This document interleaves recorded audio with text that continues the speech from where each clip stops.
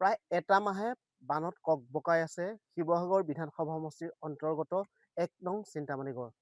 মই সামগ্ৰিক পৰিৱেশ সতীৰ্থ কেমেৰা পাৰ্চনক দেখাবলৈ অনুৰোধ জনাম। এনেদৰেই এটা মাহে আচলতে তেওঁলোকৰ ঘৰ সম্পূৰ্ণ ডুবি আছে। এতিয়াও যোৱা ১৯ জুলাইত যিটো আচলতে বান আহিছিলে, সেই বান এই চিন্তামণিগড় অঞ্চলৰ ভকতডোবা পথাৰ আৰু চৰাইডোবা পথাৰৰ ২০ তাৰিখে প্লাবিত কৰিছিলে সমগ্ৰ অঞ্চল। আৰু চিন্তামণিগড় ১ নং চিন্তামণিগড়ৰ আচলতে শতাধিক পৰিয়ালৰ কিন্তু বাসগৃহৰ পৰা এতিয়াও পানী ওলোৱা নাই। কাৰোবাৰ চোতালত যদি এবুকু পানী, কাৰোবাৰ ঘৰৰ ভিতৰত কিন্তু এতিয়াও পানী আছে।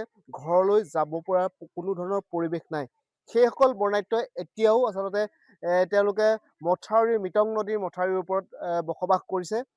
ক'ব লাগিব জাজি, দিখৌ আৰু মিটঙৰ পানীসমূহ এই ভকতডোবা পথাৰৰ লগতে আচলতে চৰাইবাহী পথাৰখনত জমা হৈছেহি আৰু সেই আবদ্ধ পানী নোলোৱাৰ ফলত এতিয়াও শতাধিক পৰিয়াল আচলতে যি মিটং নদীৰ মথাউৰি আছে, মিটং নদীৰ মথাউৰিৰ ওপৰত বসবাস কৰিছে। এজন যুৱক আছে, প্ৰায় এটা মাহে আমি বহুত কষ্টৰে দিন অতিবাহিত কৰি আছো। মানে কি প্ৰায় এটা আমাৰ ৰাস্তাত বহুত কষ্টত আছো।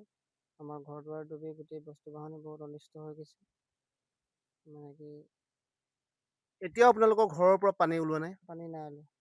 হয়, সতীৰ্থ কেমেৰা পাৰ্চনক মই পুনৰ সেই অংশসমূহ দেখাবলৈ মাহে আচলতে তেওঁলোকৰ ঘৰৰ ভিতৰৰ পৰা পানী ওলোৱা নাই। আৰু মই এই কেমেৰা পাৰ্চনক মথাউৰিৰ কিছু দৃশ্যাংশ দেখাবলৈ অনুৰোধ জনাম। এনেদৰে মিটং নদীৰ মথাউৰিৰ ওপৰত এনেদৰে আচলতে বসবাস কৰিছে। সতীৰ্থ কেমেৰা পাৰ্চনক সেই দৃশ্যাংশসমূহ দেখাইছে। এনেদৰে মিটং নদীৰ মথাউৰিটোত প্ৰায় ১-১.৫ কিলোমিটাৰ অঞ্চল এই ১ নং চিন্তামণিগড়ৰ আচলতে যি ৰাইজ আছে, বানাক্ৰান্ত আছে, দুৰ্ভগীয়া আছে, তেওঁলোকে এটা মাহে মথাউৰিৰ ওপৰতে বসবাস কৰিছে। এগৰাকী মহিলা পাইছো, কি ক'ব? এটা মাহে আপোনালোকে এনেদৰে মথাউৰিৰ ওপৰতে বসবাস হয়, কৰিছে। এটা মাহে আমি বহুত কষ্টৰে দিন অতিবাহিত কৰিছোঁ।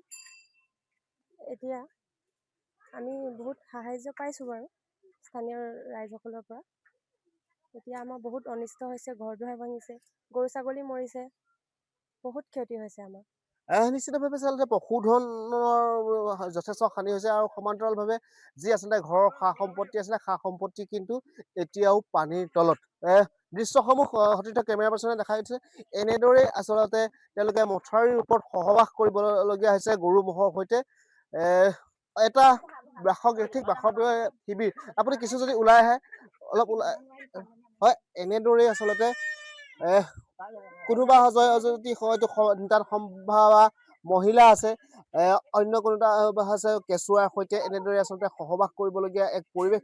প্ৰায় এটা মাহ সম্পূৰ্ণ হৈ গ'ল। এটা মাহেও কিন্তু মিটং, জাজি, দিখৌ এই তিনিখন নদীৰ আচলতে পানীসমূহ ইয়াত আবদ্ধ হৈ পৰিছে, যাৰ পৰিপ্ৰেক্ষিতত এতিয়াও আচলতে যিসকল ইয়াৰ বানাক্ৰান্ত আছে, প্ৰায় ১৫০ পৰিয়াল কিন্তু এতিয়াও মথাউৰিৰ ওপৰত বসবাস কৰিবলগীয়া এক পৰিৱেশ।